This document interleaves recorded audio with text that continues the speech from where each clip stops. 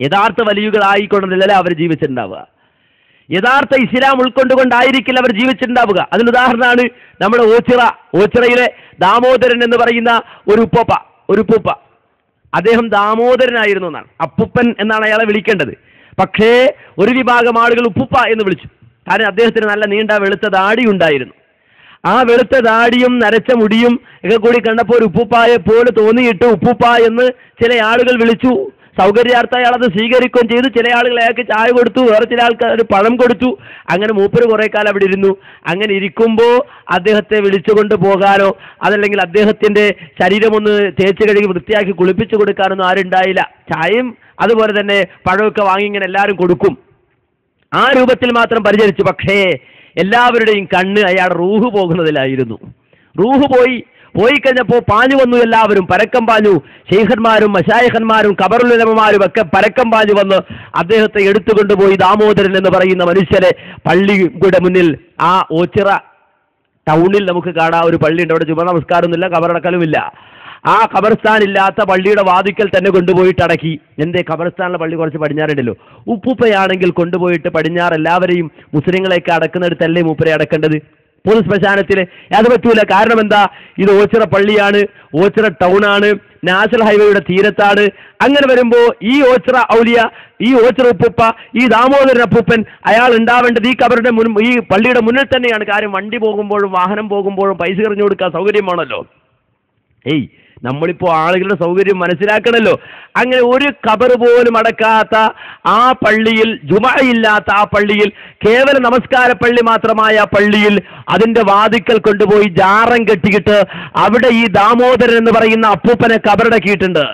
ആ അപ്പൂപ്പൻ വലിയുല്ലാഹിയാണെന്ന് പ്രഖ്യാപിക്കാൻ വന്നത് കോഴിക്കോട് ഖബറുൽ-ഉലമയായിരുന്നു, കാന്തപുരം മൂലയായി. കൃത്യമായി അതിന്റെ നോട്ടീസുകൾ, അതിന്റെ തെളിവുകൾ നമ്മുടെ കയ്യിലുണ്ട്. ആ പരിപാടിയുടെ ഇനി സഹോദരങ്ങളെ മനസ്സിലാക്കണം. പള്ളി കാണുമ്പോൾ വലിയ ജുമാഅത്ത് പള്ളിയെന്ന് ആരും തെറ്റിദ്ധരിക്കണം. ജുമാഅത്ത് പള്ളിയല്ല. വലിയ കുബ്ബയും വലിയ മിനാരൊക്കെ കാണുമ്പോൾ ആ ജുമാഅത്ത് പള്ളിയാന്ന് തെറ്റിദ്ധരിക്കും. ജുമാഅത്ത് പള്ളിയല്ല, അത് ഓച്ചിറ ടൗണിൽ തന്നെ നിലകൊള്ളുന്ന ഒരു പള്ളിയാണ്. ആ പള്ളിയുടെ വാതിക്കൽ കൊണ്ടുപോയി ദാമോദരനെ ഖബറടക്കി. അപ്പം മുസ്ലിമാണോ അമുസ്ലിം അതൊന്നുമല്ല പ്രശ്നം. നമുക്ക് ഈ മതം ദീൻ വിൽക്കാൻ എന്തുണ്ട് വഴി? ആ വഴി അന്വേഷിച്ചുകൊണ്ട് നമ്മളാൽ കഴിയുന്ന രൂപത്തിലുള്ള പണിയൊക്കെ എടുക്കുക. ഉണ്ടോ? കാന്തപുരം മുസ്ലിയാർ അവിടെ വന്നിട്ട് ഈ ഓച്ചിറ ഔലിയ ശൈഖാന്ന് പ്രഖ്യാപിക്കാൻ വേണ്ടി വന്നിട്ട് 2 മണിക്കൂറാ പ്രസംഗിച്ചത്. ആ പ്രസംഗിക്കാൻ വേണ്ടി ആളുകളെ ക്ഷണിച്ചുകൊണ്ട് SSF ഇറക്കിയ നോട്ടീസാ കാണുന്നത്. കണ്ടോ? വലിയുല്ലാഹി ഓച്ചിറ ഉപ്പൂപ്പ, വലിയുല്ലാഹി ഓച്ചിറ ഉപ്പൂപ്പ. അങ്ങനെ കാന്തപുരം മുസ്ലിയാർ ഓച്ചിറ ഉപ്പൂപ്പയാന്ന് പറയാ. 2 മണിക്കൂർ കറാമത്ത് പ്രസംഗം. സഹോദരങ്ങളെ, ഈ രൂപത്തിൽ ഖബർ കച്ചവടം ഇതുപോലെ തന്നെ നമ്മുടെ നാട്ടിലും എവിടെയാണെങ്കിലും ഇപ്പോൾ ഒരാൾ വലിയാകണമെങ്കിൽ ആ വലിയിന്റെ നിബന്ധന എന്താ? ഒരാൾക്ക് വലിയാകണമെങ്കിൽ ആ വലിയനുണ്ടാകേണ്ട നിബന്ധന എന്താണ്? നിങ്ങൾ കേട്ടോളൂ. വലിയനുണ്ടാകേണ്ട നിബന്ധന ഒരു സഖാഫിയാ പറയുന്നത്. ആ രൂപത്തിൽ തന്നെ അദ്ദേഹത്തിന്റെ വാചകത്തിലൂടെ നിങ്ങളത് കേട്ടോളൂ. രക്ഷപ്പെടാനുള്ള ഏകമായ കളയം അതാണ്.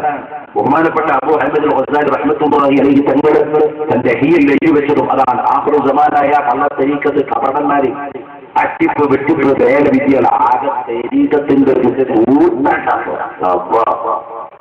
അറബിയിൽ മീനിലും മുസ്ലിമിലും തരീഖത്ത് അതാണ് സഹിക്കാൻ പറ്റുന്നത്. എവിടെ നോക്കിയാലും തരീഖത്ത് ഓരോ വീട്ടിൽ സ്വർഗത്തിലേക്ക് കടക്കാൻ അരവീശം നോക്കുക. ചുരുങ്ങിയ ചെലവിന് സ്വർഗം നേടാൻ വേണ്ടി പൂക്കളിക്കൂടെ കടക്കാൻ നോക്കുകയാണ് ചില ആളുകൾ.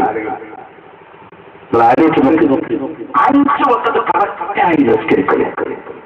അതിന്റെ റവാത്തിബ് മുടങ്ങാതെ കൊണ്ടോ നിസ്കരിക്കുന്നു, തഹജ്ജുദ് നിസ്കരിക്കുന്നു. ഹറാമായ കാര്യങ്ങൾ പരസ്യം ആര് വെക്കുന്നു? അല്ലാഹു കൽപ്പിച്ച കാര്യങ്ങളൊക്കെ പ്രവർത്തിച്ചാൽ അവൻ തന്നെ ഒഴിഞ്ഞ്. അതന്നെ ആ ഒത്തിരി തരീഖത്തുണ്ട്. അതിന്റെ അങ്ങേപ്പുറത്ത് ഇതൊന്നും ആവശ്യമില്ല. നിങ്ങൾ ചൊല്ലുന്നതൊന്നും ദിക്റല്ല.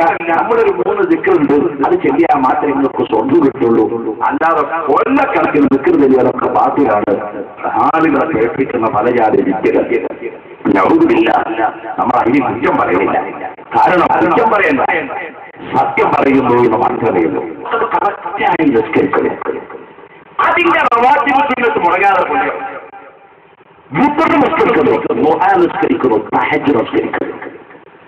കണ്ടോ? അപ്പൊ ഒരാൾ വലിയ ആണെങ്കിൽ 5 നേരം കൃത്യമായി നമസ്കരിക്കണം എന്ന് പറഞ്ഞു. 5 നേരം കൃത്യമായി നമസ്കരിക്കുക, അതിൻ്റെ മുമ്പ് ശേഷമുള്ള റവാത്തിബ് സുന്നത്തുകളും നമസ്കരിച്ചാൽ ഓൻ തന്നെയാണ് വലിയ എന്നാ പറഞ്ഞത്. അപ്പൊ നിസ്കരിക്കാത്ത ഒരാളെ കണ്ടാലോ, നമസ്കരിക്കാത്ത ഒരാളെ കണ്ടാലോ വലിയല്ല